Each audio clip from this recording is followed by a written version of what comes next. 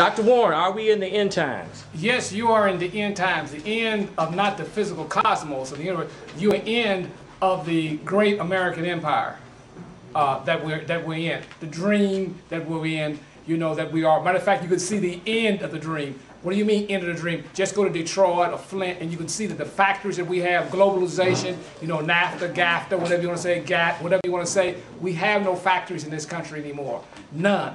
We have very few jobs that are manufacturer or high-paying jobs. Even the IT, you know, the high-paying computer jobs, they are being overseas. If you don't believe that, just pick up a phone and call Dale if you got a computer. The next thing I say, my name is Michael. Well, his name ain't Michael. His name is, you're talking to somebody in India.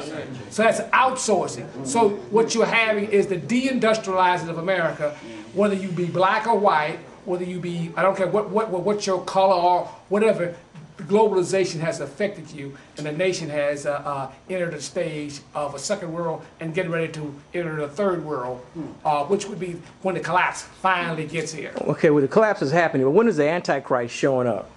Well, you know, it may be, we don't know the exact time that may be. You know, just like when Hitler came to power, only the people that knew or financed him knew the whole process. That won't be revealed to us except by the Spirit. And most people won't understand what they see when they see it because they have no understanding of the process. Well, I don't understand, but give me some understanding about the four beasts. Okay, but simply, we want to talk about the four beasts of Daniel that you have. What are they? With the lion, the bear, the leopard, and the fourth beast, which was a mean beast. Well, actually, represents Babylon, Medo and Persia, Greece and Alexander the Great, and then the Roman Empire. Well, the four beasts today are mainly, the four main powers today are the U.S., China, Russia, in the EU. Those are the four main powers that are in the world, and they shape and form the globe, everything on the globe. They are also part of the economic power. So what you have basically here in America is in order to save ourselves, they are saving Wall Street versus saving ourselves. In other words, the dollar that you have, it no longer holds its purchasing power. And unless you have some silver, now here's a silver dollar. Now I'm going to show you what I'm talking about. A silver dollar, one little old silver dollar. Here I have a silver dollar here.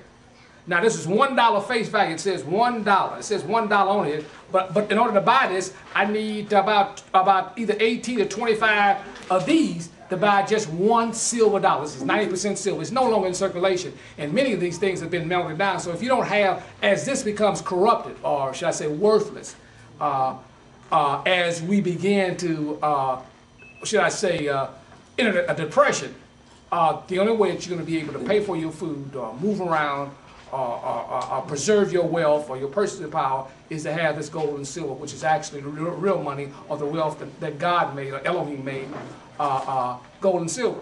And as of now, you know, gold with silver is roughly about $17, $18, and gold is about $19. Platinum is well over $1,800, almost $2,000. My point to you, unless you have these types of metals, you will not be able to survive the collapse. And like I said, most people are going to lose everything. And only about 5% of the people are going to be able to sort of survive and prosper during the situation. They'll be the remedy that survives. And then you're a total chaos. And that's the process, usually, that you wind up with some type of dictator. And usually people forget that Hitler was not, didn't take power. He was elected during the power when the German mark was debased. And after World War II, they had this great debt, and they had to pay it off. What did they do to pay it off? They printed up marks. And the marks became almost worthless. They had to have a wheelbarrow of money to pay off the debt. So what happened was that Hitler came in and during that collapse. And usually, in any economic collapse, in China, when Genghis Khan came to power, usually Napoleon came to power again.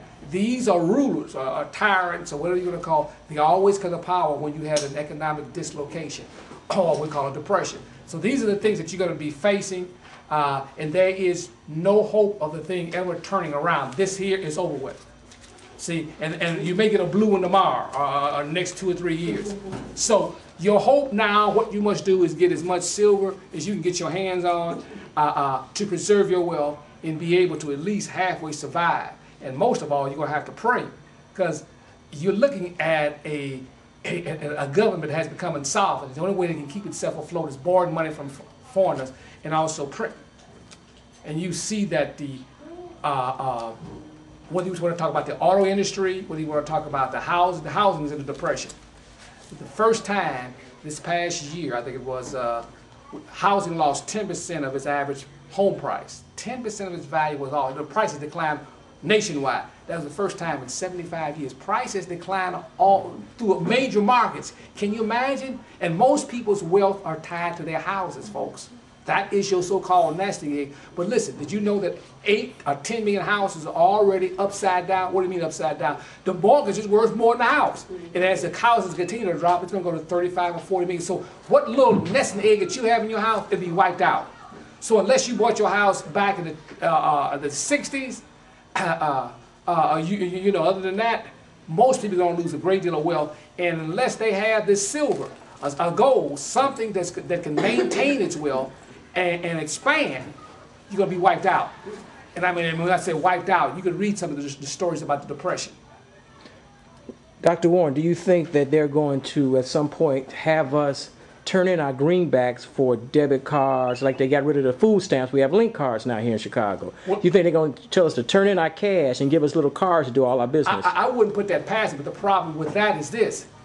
People are not going to tolerate that, because if they do that, just say that we go to a cashless society. This is the problem, folks. This is the problem. You have no more cash. Yes, well, okay, say there's a crisis that they want to devalue the dollar over the weekend.